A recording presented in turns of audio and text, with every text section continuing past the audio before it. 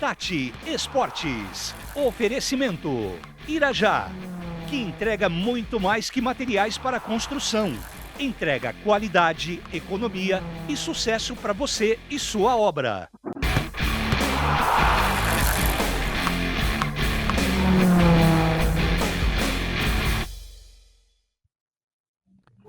Opa, uma boa tarde para você. Estamos aqui na sequência dos programas especiais de final de ano aqui no Tati Esporte e hoje temos um convidado muito especial, principalmente para a torcida botafoguense, né? Um jogador aí que deixou muita saudade aqui para muitos que passaram, que são torcedores do clube, que gostaram de ver a elegância do futebol em campo. Temos nada mais, nada menos, o nosso convidado especial hoje é Paulo Rodrigues, o Paulinho Rodrigues, que hoje reside na cidade mineira de Uberaba, né? E gentilmente nos atendeu para matar essa saudade, para a gente falar com o Paulo Rodrigues, ver como que está a vida dele hoje, por onde andou depois que saiu do Botafogo, porque quando passou por aqui, deixou muita saudade. E, portanto, Paulinho Rodrigues já está na tela aí. Uma boa tarde para você. Muito obrigado pela sua gentil atendimento, nosso chamado. A gente que está aqui sempre entrando em contato com você. Agora é a vez de a gente falar de você para o público de Ribeirão Preto e através da internet para o público do mundo inteiro, né? Tudo bem com o amigo? Graças a Deus, tudo bem. Prazer falar com você e falar com o pessoal de Ribeirão Preto, você e o pessoal que às vezes eu converso aqui, que a gente não perdeu o contato. Então, para mim é sempre um grande prazer, porque eu tenho muitas boas lembranças do Botafogo e da cidade de Ribeirão Preto e dos amigos aí também. Paulinho Rodrigues, você que começou no Nacional de Uberaba, teve uma breve passagem pelo América Mineiro, e quem te descobriu aí em Uberaba, quem te trouxe para o Botafogo? Que ano foi, Paulinho? Rapaz, eu estava aqui no Nacional de Uberaba e eu tenho um amigo, inclusive ele é falecido agora, o Marquinhos. Marquinhos jogou no Comercial, um zagueiro muito bom, por sinal, também aqui de Uberaba, e o Marquinhos tinha jogado no Comercial e o treinador dele no Comercial era o seu Zé Duarte. Então, o seu Zé ligou para o Marquinhos já estava aqui em Uberaba, procurou saber dele se ele não sabia de algum volante, que o seu Zé estava chegando no Botafogo e precisava de um volante, porque tinha o Pedrinho que já estava bastante tempo no Botafogo e o Pedrinho já estava parando praticamente. Foi aí que o Marquinhos me indicou para o seu Zé Duarte, para o Botafogo de Ribeirão Preto, e foi quando o Botafogo adquiriu junto ao Nacional o meu passe em definitivo, quando eu fui vendido do Nacional para o Botafogo de Ribeirão Preto. Essa foi a minha chegada no Botafogo. O treinador era o seu Zé Duarte e o seu Zé que pediu a minha contratação. Ele não me conhecia, mas como ele conhecia o Marquinhos, a indicação do Marquinhos, ele, mesmo sem me conhecer, ele mandou me contratar. Fiou, né? Que ano foi isso, Paulinho? Foi 86, né? 86. Foi né? quando o Botafogo fez aquele time, né? Aquele time que ficou na história, né? A gente jogava ali, principalmente no meio-campo, jogava eu, Boiadeiro, Raí e Mário Sérgio, que foi aquele time de 86, que não fez uma grande campanha, não fez uma boa campanha. A campanha boa mesmo, melhor do Botafogo, foi em 87. Foi quando o Botafogo conseguiu ficar com a maioria desses jogadores, poucos jogadores desses jogadores aí saíram, e aí nós fizemos aquela grande campanha de 87. Meio campo, hein? Paulinho Rodrigues, Boiadeiro, Raí e o saudoso Mário Sérgio, hein? Mário Sérgio, isso. Que infelizmente a fatalidade com o avião da Chapecoense, o Mário Sérgio Pontes de Paiva estava integrando aquele avião naquele trágico acidente para nós todos até hoje. A gente lamenta muito, principalmente de Ribeirão Preto, porque perdemos dois jogadores, um, né, filho de Ribeirão Preto, né? Começou aqui, que era o Jimenez, né? E o outro aqui da vizinha cidade, aqui acho que era de Pradópolis, o Ailton Canela, que também tinha jogado no Botafogo. Ambos estavam no Chapecoense e infelizmente ambos estavam naquele avião e deixaram precocemente o nosso convívio aqui com aquela fatalidade. Mas vamos, né, deixando as coisas ruins de lado, né, porque foi muito ruim para nós todos, principalmente quem é do futebol, né?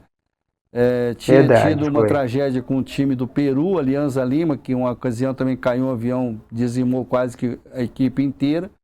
E infelizmente essa segunda tragédia envolvendo um time de futebol foi a do Chapecoense. Paulinho, você, quando ainda, né, começando a sua carreira, você se espelhou em alguém? Porque você tinha uma elegância para jogar, cara. Você tinha... O pessoal falava que você desfilava em campo, né? Você jogava um futebol fino, né? Apesar que você trabalhava numa função, aquela época, que hoje já mudou um pouco, que era marcação, né? Porque o volante tinha que marcar, tinha que suprir a zaga, tinha que suprir os laterais, então tinha que ter muito pulmão. Mas você conseguia fazer isso com elegância, né? Desfilando no campo. Você se espelhou em alguém ou não?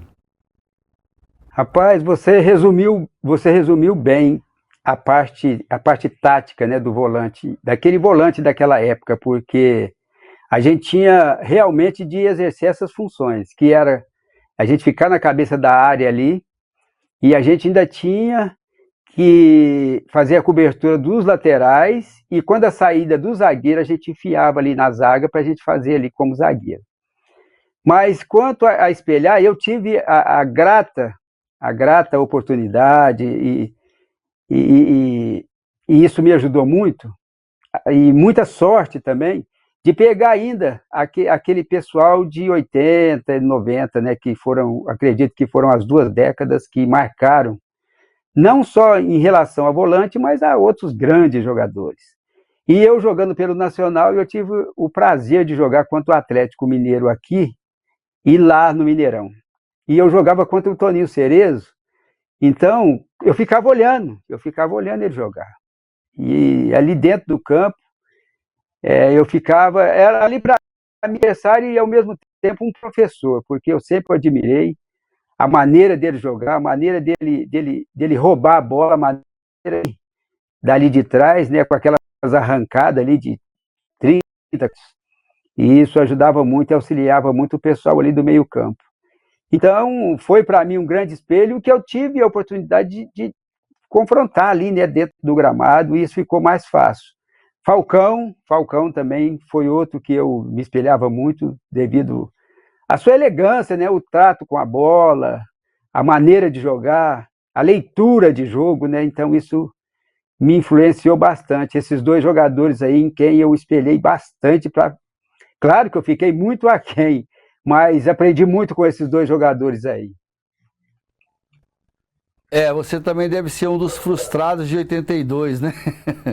Aquela seleção, para mim, foi um pecado, né? E tinha os 2 que você citou pecado aí. Tinha no meio campo, tinha Falcão e Cerezo, quer dizer, não era um só, não. E ainda tinha o Magrão também, que era outro também que desfilava com a bola em campo, né? Quer dizer, aquela seleção de 82, acho que foi o grande pecado para o futebol mundial não ter sido campeão. Foi mesmo. Porque foi, para mim, uma das... Eu nasci em 63, né? A seleção de 70, eu era muito moleque na época, né? Então não tinha, assim, tanta... Eu gostava, assistia, mas não era com tanta convicção, assim, olhando para o futebol da forma como pegou depois, né? Aí eu fui mesmo assistir a Copa de 74, a de 78, e aí a de 82 foi o ápice, né? Que eu estava na juventude ali. Rapaz, aquela seleção deixou uma saudade monstruosa. E hoje, como integrante de imprensa, depois dos anos passados, hoje eu vejo o mal que o futebol, né? Que a bola puniu o melhor futebol do mundo. E para mim foi ruim até para o futebol mundial, porque se aquela seleção fosse campeã, ela seria a referência, assim como foi a Holanda, né? Também nos áureos tempos de Cruyff, Neskes e tudo mais. Aquela seleção só faltou o título tanto para a Holanda quanto para o Brasil. Infelizmente o O futebol mais bonito que eu vi jogar não conseguiu ser campeão mundial. Não foi vencedor, é verdade. Não foi vencedor. Foi eu também, a melhor seleção que eu vi jogar, em todos os sentidos, né? Na parte tática, na parte técnica. E ali foi bom demais a gente ter visto, a gente ter assistido, né, ao vivo aqueles jogadores desfilarem, como você disse, aí desfilarem em campo. Aquilo ali pra gente... Aquele time. Foi muito bom mesmo. Mas quando você fala, eu fiquei um pouco aquém desses dois aí, dá uma olhadinha só nesse vídeo aí. Esse Messi, que também foi treinador de seleção brasileira, eu resgatei isso aí no seu Instagram, e é bom que todo mundo assista esse trecho aí. Dá uma olhadinha o que o Messi Evaristo de Macedo fala desse meninão que está na nossa frente aqui, Paulinho Rodrigues. Vamos assistir esse trecho aí. Ele não foi muito conhecido, mas ele era extraordinário. Era um meio-campo, um jogador mais defensivo, chamado Paulo Rodrigues. Um homem de 1,88 m, mais ou menos, de uma elegância extraordinária, e que tomava a bola do adversário sem fazer falta. Era uma coisa extraordinária, entende? Esse foi um jogador realmente que eu tive uma, sabe, eu apreciava ele jogar, sabe? Você gostava de ver? Eu gostava muito. Ele jogou com você no Bahia? Ele era meu jogador no Bahia. Conhece pra gente, pouco de futebol, Evaristo Macedo, né? Aprendi muito com ele. Aprendi muito, muito, muito. Eu ouvia muito ele porque ele gostava de contar muita história. E eu gosto de história. Sempre gostei de história. Inclusive no Botafogo, o Pedro Rocha também, eu aprendi muito com o Pedro, muito. O Pedro também era outro que gostava muito de contar a história dos jogadores do passado, coisas que aconteceram com ele no campo. E o Evaristo era mais ou menos na mesma linha. Então eu gostava muito de ouvir Evaristo e a gente tinha uma relação muito boa, e às vezes ele brincava comigo que a gente ia começar o jogo, e aí ele falava para mim, eu vou te dar 5 minutos para você fazer a leitura do jogo. Aí eu falava, poxa, professor, mas 5 minutos? Ele falava assim, poxa, eu quando jogava em 3 minutos eu sabia o que estava acontecendo dentro do campo. Eu estou te dando 5? Aí a gente brincava sempre dessa maneira, e a gente conseguia principalmente fazer a leitura do jogo, coisa que eu converso muito com esses jovens de hoje, que é uma das coisas primordiais no futebol, é você fazer a leitura do jogo, porque você precisa entender o que está acontecendo na partida.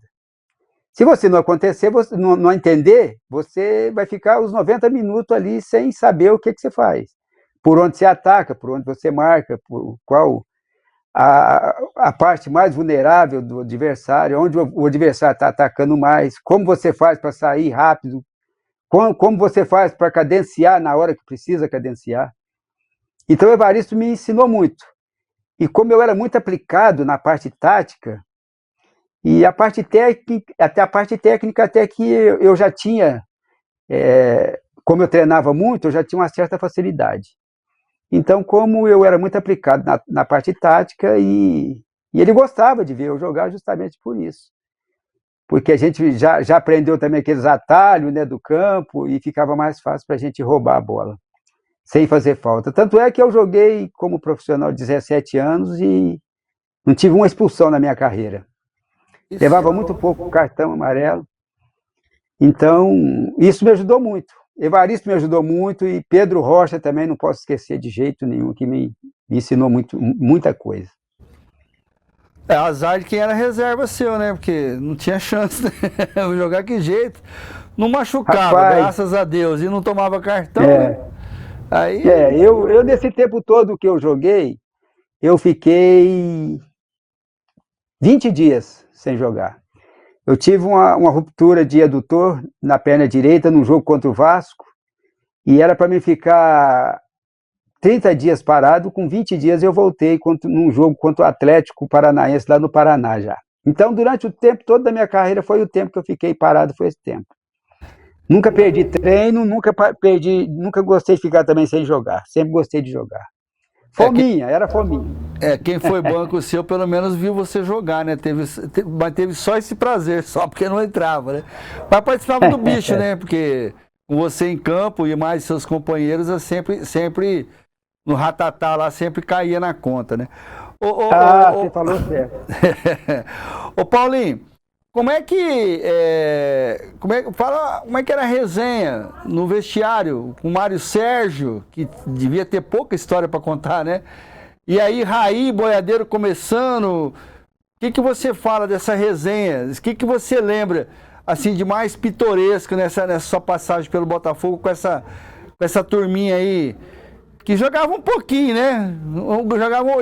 Imagina esse quarteto hoje, o quanto que vocês não estavam faturando de milhões de dólares e euros e tudo mais, petrodólares e tudo mais, viu? Rapaz, você tocou num ponto que tivemos muitas resenhas boas. Eu me dava muito bem com todos, né? Com o Boiadeiro, com o Raí, com o Mário Sérgio, com todo o grupo. Mas como a gente jogava mais ali no meio-campo, a gente tinha muita conversa, E outra, eu tive o prazer, né, o privilégio de jogar com o Mário Sérgio, porque eu já acompanhava o Mário desde o Botafogo do Rio, quando ele tinha aquela cabeleira, aquela barba muito enorme assim e tal. Eu já acompanhava o Mário Sérgio, vinha acompanhando o Mário, até ele chegar no Botafogo. Então, para mim, ele era um ídolo, né? É um cara que eu jogava um futebol fino, refinado, ele achava aqueles passes assim que às vezes só ele via, né? A gente que às vezes estava dentro do campo não conseguia nem ver e ele enxergava cada lance que ele fazia. E numa dessas resenhas, eu não gostava de jogar baralho. Nunca gostei de jogar baralho. Meu jogo sempre foi futebol só, não gostava. E eles jogavam muito baralho. E eu ficava por ali sapeando. Ali. Não entendia muita coisa, ficava ali para resenha mais, só para ouvir as resenhas. E teve um jogo que nós jogamos no Pacaembu contra o Corinthians. Esse jogo foi até considerado em 87 como um dos melhores jogos do Campeonato Paulista, que foi 4-4. E naquela resenha ali do baralho e tal, eu sentado perto do Mário, eu perguntei para ele: Mário, qual que é a diferença do jogador comum com o craque? Aí ele me olhou assim e falou: pô, você fica aqui resenhando aqui, fica aqui sapeando o jogo, você faz cada pergunta, depois eu te respondo, que eu tô aqui no meu baralho, eu tô focado no meu baralho, depois eu te respondo. Falei, beleza. Aí acabou o baralho, fomos pro café, depois no outro dia fomos pro jogo, e ele pegou uma bola, e a gente tinha uma jogada que eu dava nele, e ele escorava para mim e saía. A gente fazia a tabela, ou com ele ou com o Raí, ou com o próprio Boiadeiro. E teve um lance nessa partida que eu vim carregando a bola no meio campo e ele estava ali na intermediária. Eu dei a bola nele e passei. Era para ele devolver para mim. Rapaz, ele me enganou até eu naquele lance.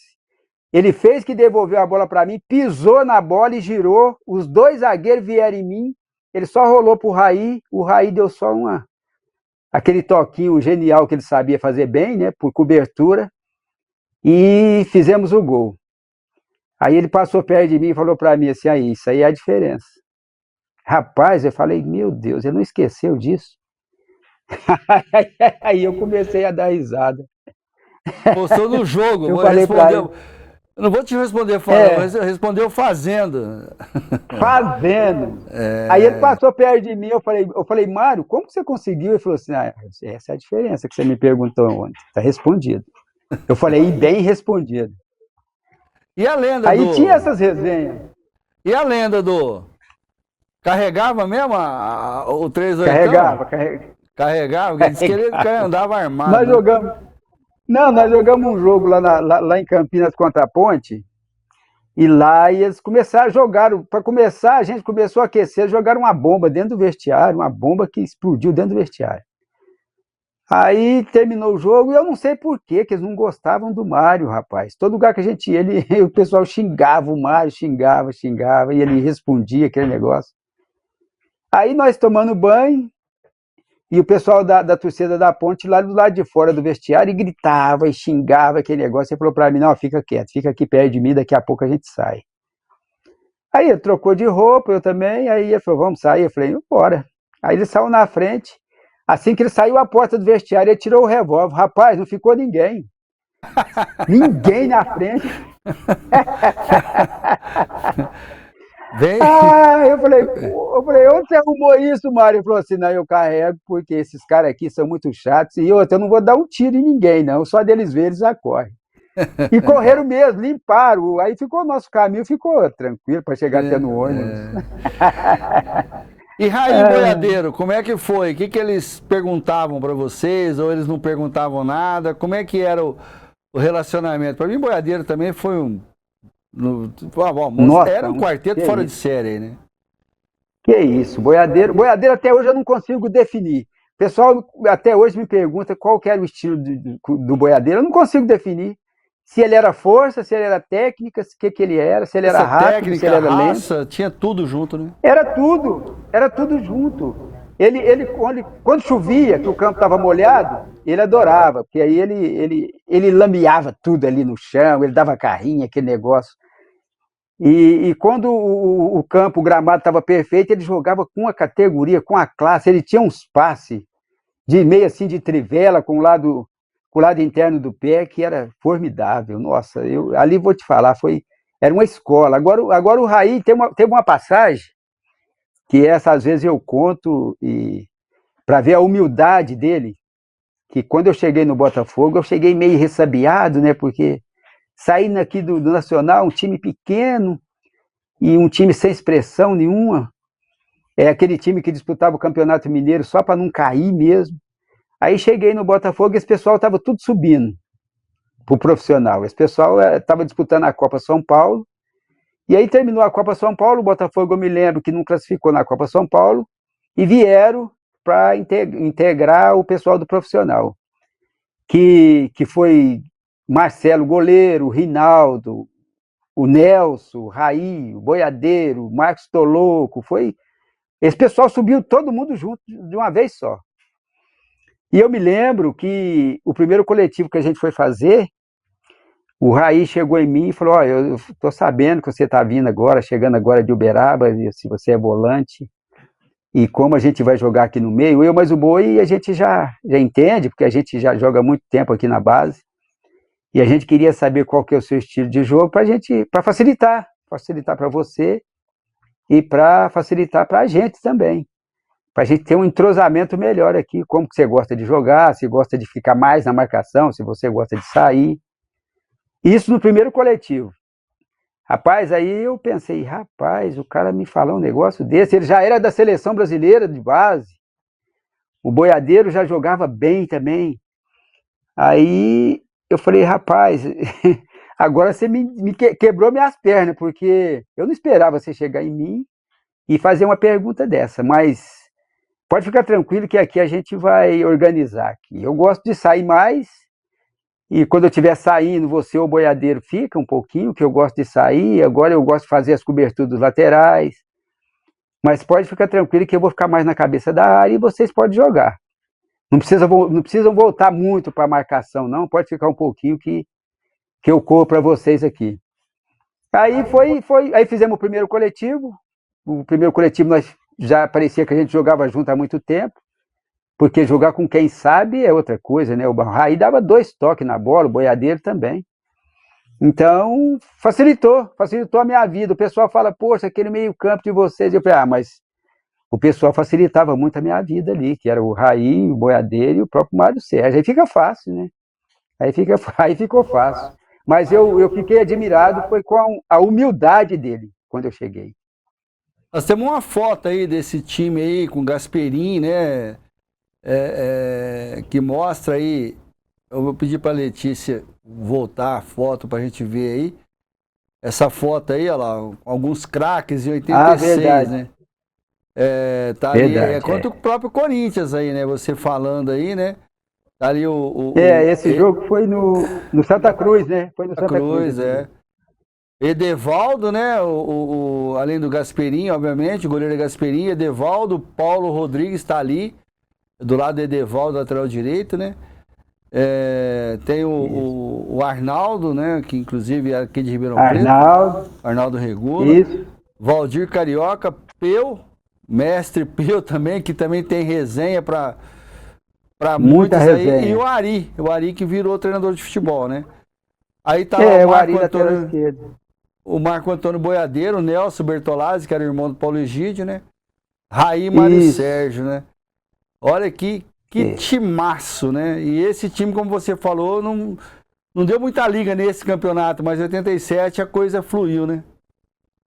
Fluiu. Em 87 a coisa melhorou. Daí já o Botafogo já fez uma excelente campanha, né? Nós ficamos ali entre os primeiros ali e a campanha foi muito boa.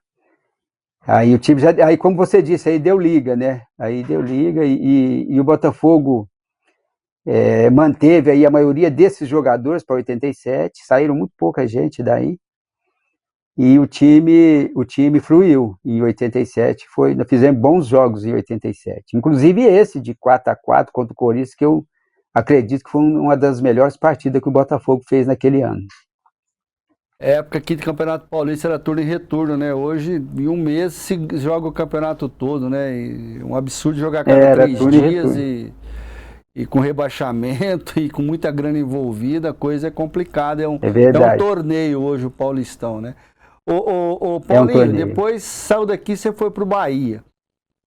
Por que o Paulinho saiu, o Bahia te comprou? Como é que foi essa sua transferência pro Bahia? Rapaz, teve uma mudança de moeda naquele tempo e o tesoureiro do Botafogo na época era Soilson, coitado.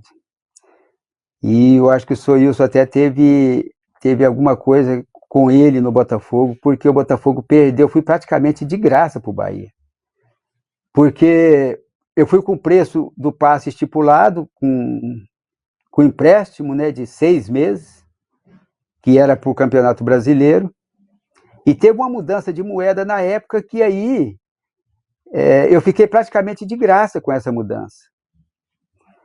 E aí, com 3 meses, o Paulo Maracajá, que era o presidente do Bahia, já comprou o meu passe. Como o Botafogo queria que o Bahia ressarcisse, né, o valor, atualizasse o valor do preço do passe, e o Bahia não quis. Aí o que o Bahia fez? O Bahia foi na federação e depositou o valor do passe, né, que já estava estipulado em documento, e eu fiquei em definitivo.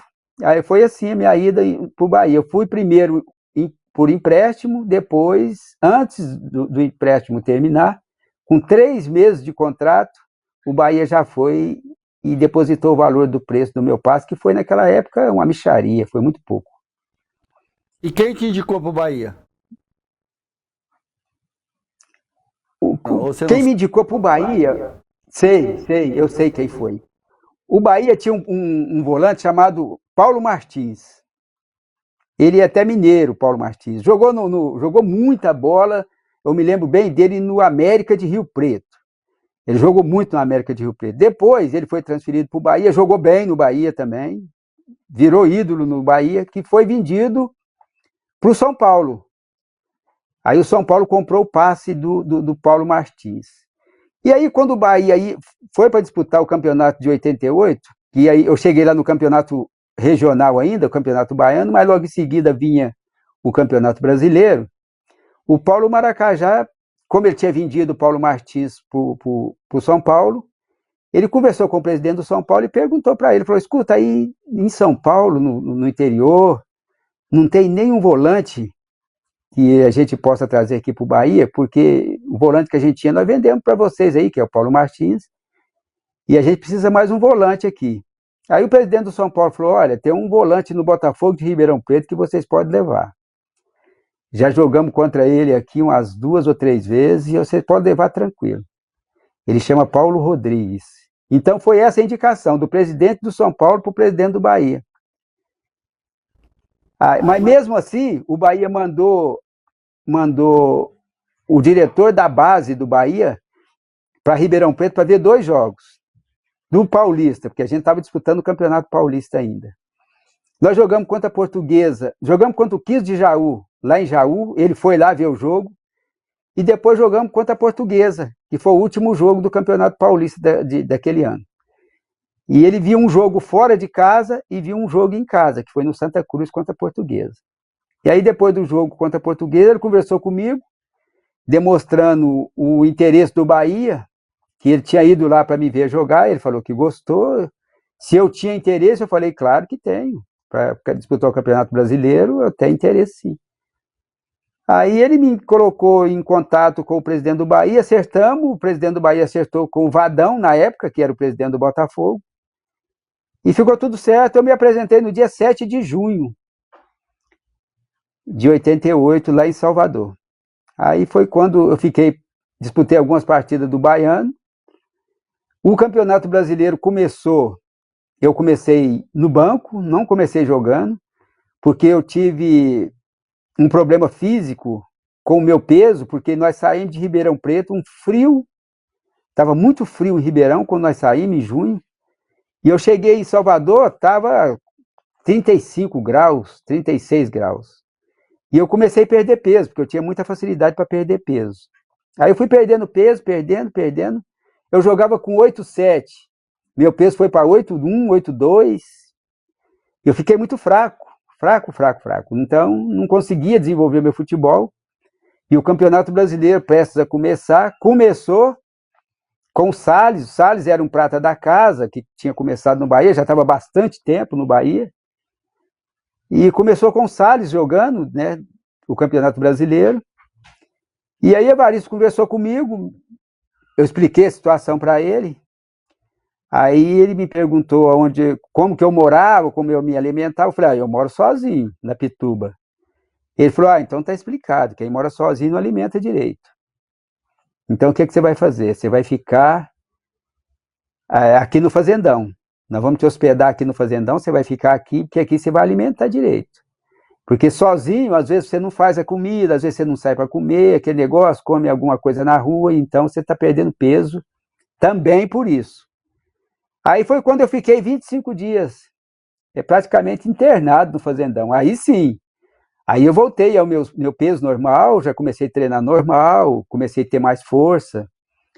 Aí foi quando, num jogo contra o Atlético Mineiro, no Mineirão, foi quando o Evaristo perguntou se eu estava pronto. Eu falei, estou pronto, estou tranquilo.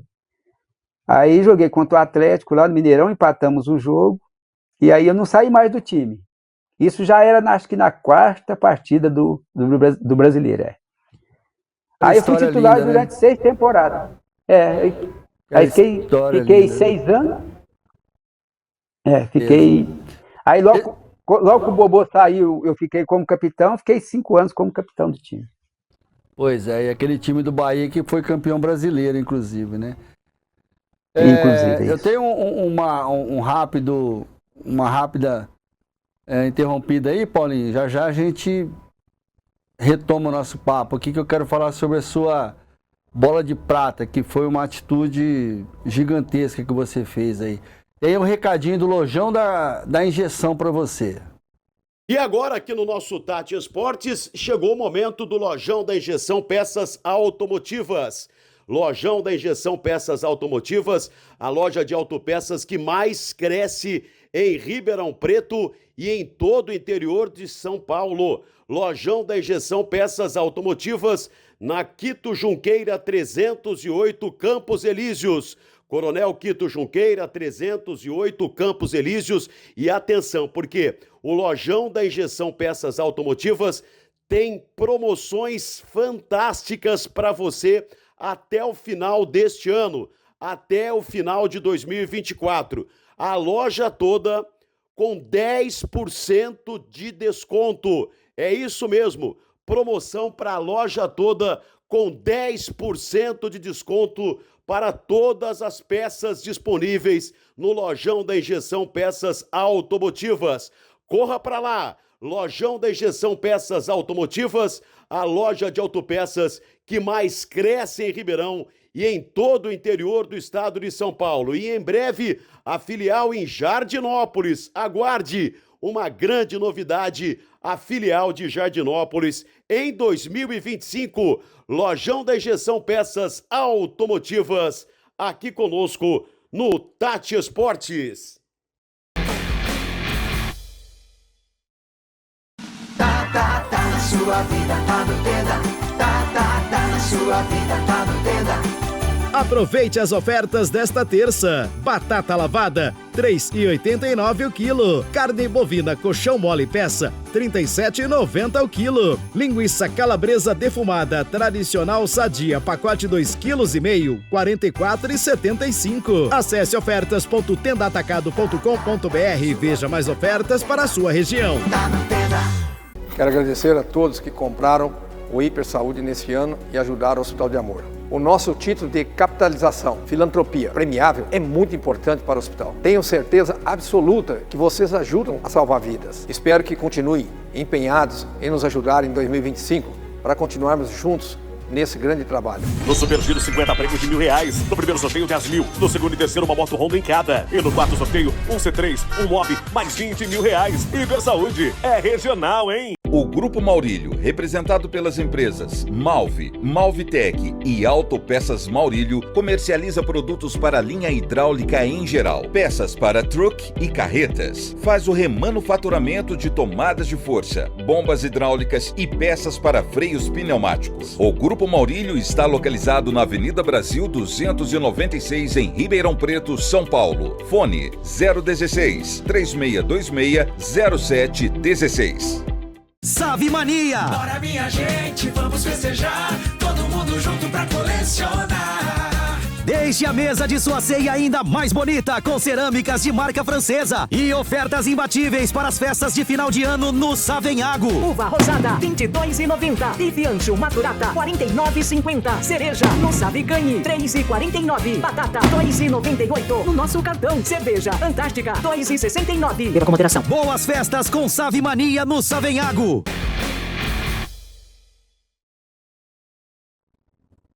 Estamos de volta, né? Hoje com Paulinho Rodrigues, um ídolo aí do Botafogo, que passou por muitos anos aqui em Ribeirão Preto, escreveu uma história linda lá no Bahia, e ele estava falando sobre 1988, quando ele estreou no Bahia, já de cara aí ganhou a bola de prata, né? Que para muitos a época era bom, nada mais nada menos o segundo melhor jogador do Brasil, né? E tá aí a foto da bola de prata, Paulinho Rodrigues com a camisa do Bahia, né? Aquele Bahia de Bobô, Charles e tantas outras estrelas, né? E essa bola de prata tem um destino muito nobre, mas muito nobre mesmo. Muitos iriam querer, né, tê-la como seu grande trunfo, né? Para mostrar para todo mundo e tudo mais, né?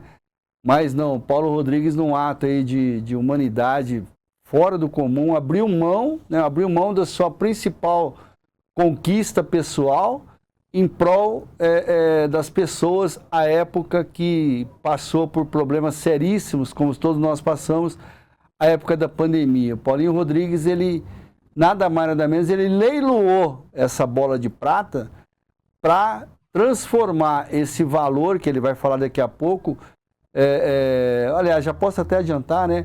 Praticamente R$40 mil na época que ela foi arrematada num leilão virtual, e esses R$40 mil foram todos transformados em cestas básicas para as pessoas que estavam com dificuldade no início da pandemia em 2020. Abriu mão daquele que seria o seu maior, que foi, né, com certeza, a sua maior conquista pessoal na carreira, em prol das pessoas. Paulinho, parabéns pela sua atitude, isso aí é atitude de ser humano notável, né? Uma atitude nobre e que a gente só tem que... Uma pena a época, né? A gente não ter tido contato, que eu queria divulgar isso ainda mais aqui também por Ribeirão Preto. Eu acho que talvez até você poderia até angariar mais fundos ainda, porque é um prêmio que é uma relíquia que, se você tivesse hoje, valia até muito mais do que isso, né? É verdade, mas eu costumo dizer que só quem passou por dificuldade sabe, né? Que é a dificuldade, principalmente nessa parte aí, né? Que é a parte de alimento. E eu, que venho de uma família humilde, uma família pobre, e a gente saiu bem lá de baixo e a gente sabe o que é. Então, eu costumo dizer o seguinte, que a bola a bola, para mim, ela significa e significou, enquanto esteve comigo, muita coisa. Como você disse aí, a minha maior conquista pessoal. Mas para mim, né? Porque quando eu partir, quando eu sair daqui, dessa terra, que eu não estiver mais aqui, será que ela vai ter a mesma importância para aqueles que eu vou deixar? Acredito que talvez não.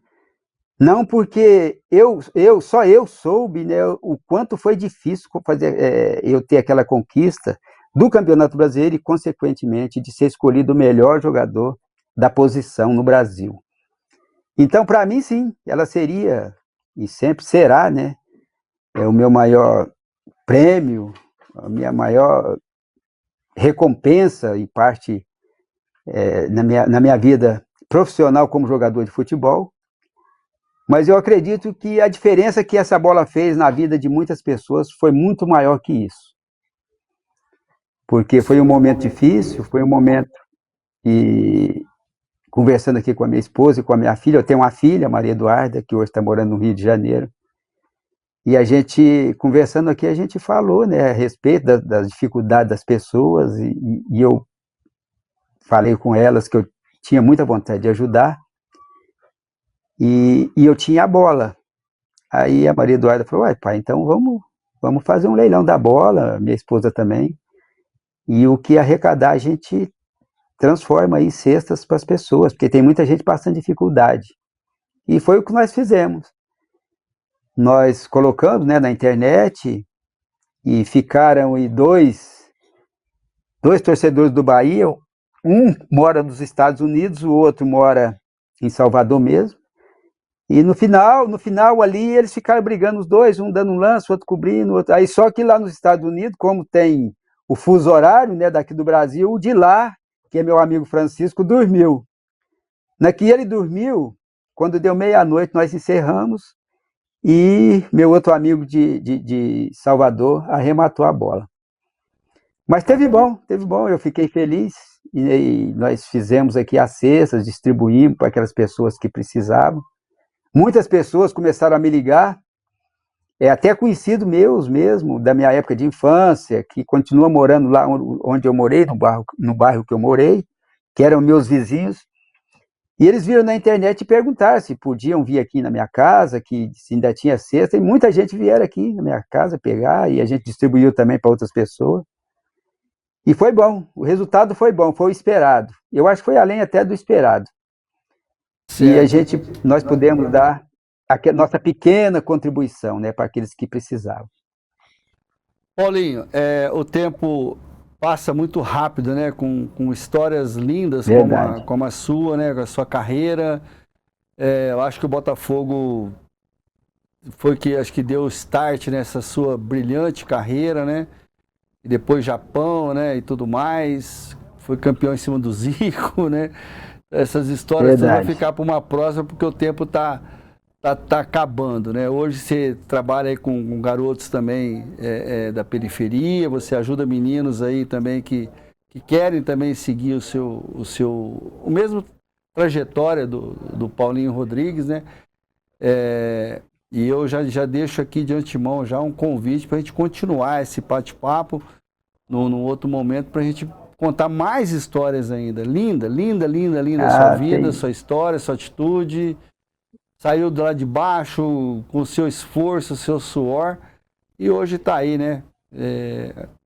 Com a gratidão, primeiramente a Deus, né? Por tudo que você conquistou.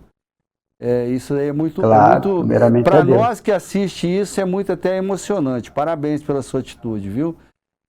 E eu quero desejar para você, meu amigo, um 2025 com muita saúde, principalmente, né? Saúde, paz.